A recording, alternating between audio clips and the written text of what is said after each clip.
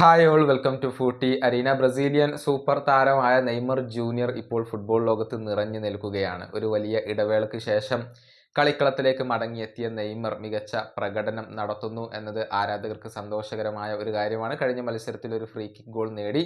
എന്നാൽ പിന്നീട് പരിക്കിൻ്റെ ചില അസ്വസ്ഥതകൾ പ്രകടിപ്പിച്ചതുകൊണ്ടാണ് പരിശീലകൻ അദ്ദേഹത്തെ പിൻവലിച്ചത്.